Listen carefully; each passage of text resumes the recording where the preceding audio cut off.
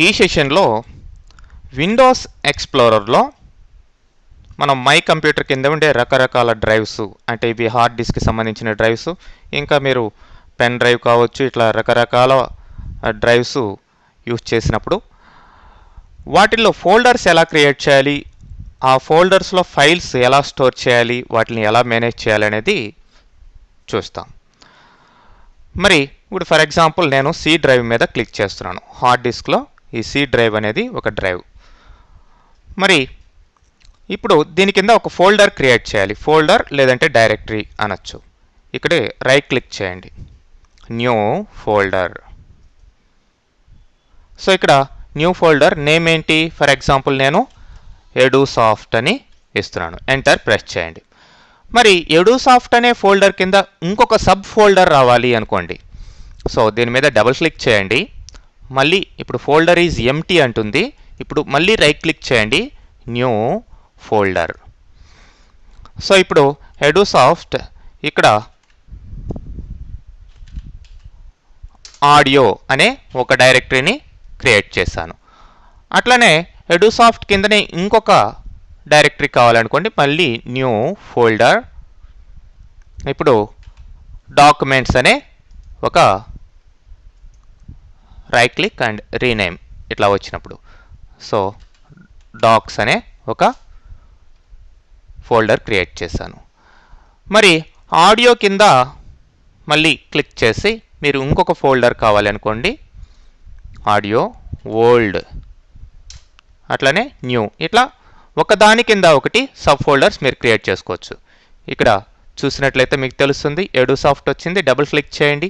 అట్లనే ఆడియో, ఇట్లా ఓల్డ్, ఇట్లా ఫోల్డర్స్ క్రియేట్ చేసాం. అట్లనే ఇక్కడ చూడండి, ఈ యొక్క సెర్చ్ లొకేషన్ ఇట్లా వస్తుంది. మరి ఆడియో కిందనే నేను ఓల్డ్ కాకుండా న్యూ కూడా క్రియేట్ చేయాలి అనుకోండి, న్యూ అనే ఫోల్డర్ కూడా క్రియేట్ చేశాను. ఫోల్డర్ అంటే ఏంటి? Nothing but collection of subfolders and files. ఫైల్స్ని గ్రూప్స్గా మెయింటైన్ చేయడమే ఫోల్డర్స్ యొక్క మెయిన్ ఉద్దేశం. మరి ఇప్పుడు వీటిల్లో ఫైల్స్ని స్టోర్ చేయాలి. ఫైల్స్ ఎక్కడ క్రియేట్ అవుతాయి? రకరకాల అప్లికేషన్స్లో. అంటే మీరు ఎంఎస్ ఆఫీస్లో కావచ్చు, అంటే ఎంఎస్ ఆఫీస్లో ఉన్న వర్డ్, ఎక్సెల్, పవర్ పాయింట్ ఇట్లాంటి వాటిలో కావచ్చు, పెయింట్, నోట్ ప్యాడ్, ఇట్లా రకరకాల సాఫ్ట్వేర్స్ వాడి ఈ యొక్క ఫైల్స్ని తయారు చేస్తూ ఉంటారు. మరి ఇప్పుడు స్టార్ట్ పెయింట్ నేను తీసుకున్నాను. పెయింట్ గురించి డీటెయిల్గా మళ్ళీ చూద్దాం. జస్ట్ ఒక పెయింట్ నేను డ్రా చేశాను. మరి ఇప్పుడు నేను సేవ్ చేయాలి. సేవ్ అన్నాను. సేవ్ అనగానే మీకు లైబ్రరీస్ కింద పిక్చర్స్ అనే లొకేషన్లోకి వెళ్ళింది. ఫైల్ నేమ్ అడుగుతుంది. మరి నేను సేవ్ చేయాల్సిన లొకేషన్ ఇక్కడ అనుకుందాం, C:, ఎడుసాఫ్ట్. ఆడియో కింద కావాలా, డాక్స్ కింద కావాలా అనేది మీరు సెలెక్ట్ చేసుకోవాలి. ఇప్పుడు మరి మనకి పిక్చర్ కదా, ఇది పిక్చర్ ఫోల్డర్ లేదు. ఓకే, ఇప్పుడు కూడా రైట్ క్లిక్ చేసి మనం ఇప్పటికిప్పుడే ఇంకొక డైరెక్టరీ క్రియేట్ చేసుకోవచ్చు. అంటే విండోస్ ఎక్స్ప్లోరర్లో క్రియేట్ చేసుకున్నట్టువే మనకి ఇక్కడ కూడా సేవ్ చేసినప్పుడు కనిపిస్తున్నాయి అన్నమాట. ఓకే, పిక్స్ అని సమ్ ఫోల్డర్ క్రియేట్ చేశాను. దీని మీద డబుల్ క్లిక్ చేయండి. ఇప్పుడు దీనికి నేము ABC అని ఇస్తున్నాను. సేవ్. మరి ఇప్పుడు దీన్ని క్లోజ్ చేసేయండి. ఇప్పుడు చూడండి, మీకు ఇక్కడ ఎడుసాఫ్ట్ పిక్స్ అనే దాని కింద మీకు ABC అనే ఫైల్ ఉంది. ABC ఫైల్ ఏంటి, ఎలాంటి ఫైల్ అది, దాని సైజ్ ఎంత, ఎవ్రీథింగ్ మీకు ఇక్కడ డీటెయిల్గా కనిపిస్తుంది. ఇంకా రైట్ క్లిక్ చేసి దీని యొక్క ప్రాపర్టీస్ కూడా మీరు చూడొచ్చు డీటెయిల్డ్గా అనమాట. ఓకే, మరి దీనికి ఈ ఫోల్డర్స్ కానీ ఫైల్స్ కానీ రీనేమ్ చేయాలి అనుకోండి, రైట్ క్లిక్ చేయండి. మళ్ళీ ఇక్కడ రీనేమ్ అని ఉంది. నేను XYZ అని ఇస్తాను. మరి ఈ రీనేమ్ చేయడము ఇట్లాంటివంతా కూడా ఆల్ట్ పట్టుకోగానే మెనూ వస్తుంది. ఇక్కడ కూడా మీరు చేయొచ్చండి రీనేమ్. ఈ న్యూ ఫోల్డర్స్ కూడా ఈ యొక్క ఫైల్ మెనూ ద్వారా మీరు క్రియేట్ చేయొచ్చు. ఓకే, ఇప్పుడు ఈ యొక్క ఫోల్డర్ని మనం ఒక లొకేషన్ నుంచి ఇంకొక లొకేషన్కి కాపీ చేయాలి. రైట్ క్లిక్ చేయండి, ఏమనుంది, కాపీ. అంటే వేరే లొకేషన్కి కాపీ చేయడం. ఇదే కాపీ ఆల్ట్ ఈ ఎడిట్ మెనూలో కూడా ఉంది. ఓకే, కంట్రోల్ సి అని కూడా షార్ట్ కట్ యూజ్ చేయొచ్చు. కంట్రోల్ పట్టుకొని కీబోర్డ్లో సి అని యూజ్ చేస్తే కాపీ అవుతుంది. ఓకే, ఎనీవే కాపీ చేస్తాం. మరి దీన్ని ఎడోసాఫ్ట్ దీంట్లోకి వెళ్ళి డాక్స్ అనే డైరెక్టరీలో పెట్టాలనుకుందాం. మరి డాక్స్లోకి వెళ్ళండి, ఇక్కడ రైట్ క్లిక్ చేయండి, పేస్ట్, లేదంటే కంట్రోల్ వి CTRL + V అన్నా కానీ పేస్ట్ అవుతుంది. లేదంటే ఎడిట్ మెనూలోకి వెళ్ళైనా సరే మీరు పేస్ట్ అనే ఆప్షన్ ఉంది, అక్కడైనా మీరు ఆ ఆప్షన్ అయినా యూజ్ చేయొచ్చు. ఓకే, మరి ఇప్పుడు కాపీ చేయకుండా మీరు దీన్ని కట్ చేయాలి అనుకోండి.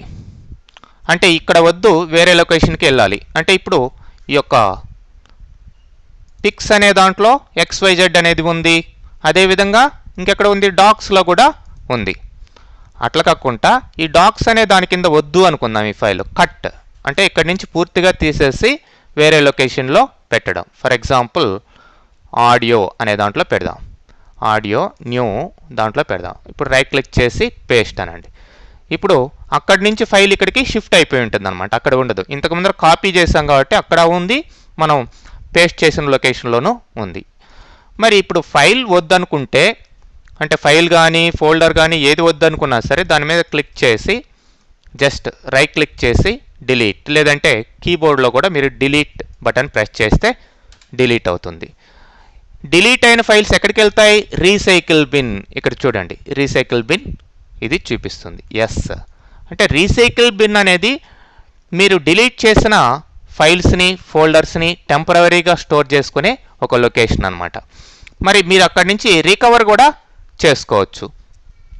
ఓకే, మీకు ఈ యొక్క రీసైకిల్ బిన్ డెస్క్టాప్ మీద కనిపిస్తుంది, లేదంటే ఎక్స్ప్లోరర్లో కూడా మీరు గమనించవచ్చు. మరి ఈ రీసైకిల్ బిన్ డబుల్ క్లిక్ చేయండి, ఏవైతే డిలీట్ చేసామో రీసెంట్గా అవన్నీ ఇక్కడ లిస్ట్ ఉంటాయి. మనకి ఇప్పుడు దాన్ని రీస్టోర్ చేసుకోవాలి అనుకోండి మన ఫైల్ని, ఇది కదా, మరి దాన్ని రైట్ క్లిక్ చేయండి, రీస్టోర్.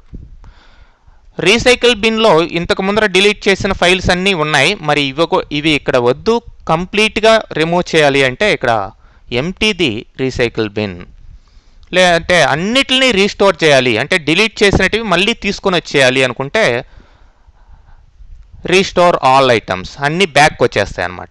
ఎంటీది రీసైకిల్ బిన్ అంటే పూర్తిగా రీసైకిల్ బిన్ అనే డస్ట్బిన్ లాంటి దాంట్లో ఉన్న ఆ ఫైల్స్ కూడా పూర్తిగా కంప్యూటర్లో నుంచి కంప్లీట్గా డిలీట్ కావడం జరుగుతుంది. నేను కంప్లీట్గా రిమూవ్ చేశాను. ఇప్పుడు రీసైకిల్ బిన్లో ఎటువంటి ఫైల్స్ లేవు, ఖాళీగా ఉందన్నమాట. మరి ఇప్పుడు ఎడోసాఫ్ట్ ఫోల్డర్ని రిమూవ్ చేస్తే ఏమవుతుంది, దాని కింద ఉండే సబ్ ఫోల్డర్స్ అన్నీ కూడా రిమూవ్ అయిపోతాయి. చూడండి, డిలీట్. ఎస్, ఓకే, ఫోల్డర్స్ దాని కింద ఉండే ఫైల్స్ కంప్లీట్గా రిమూవ్ అయిపోయాయి అన్నమాట. సో ఈ విధంగా మీరు సింపుల్గా ఈ యొక్క ఫైల్స్ని డైరెక్టరీస్ని మెయింటైన్ చేసుకోవచ్చండి. ఓకే.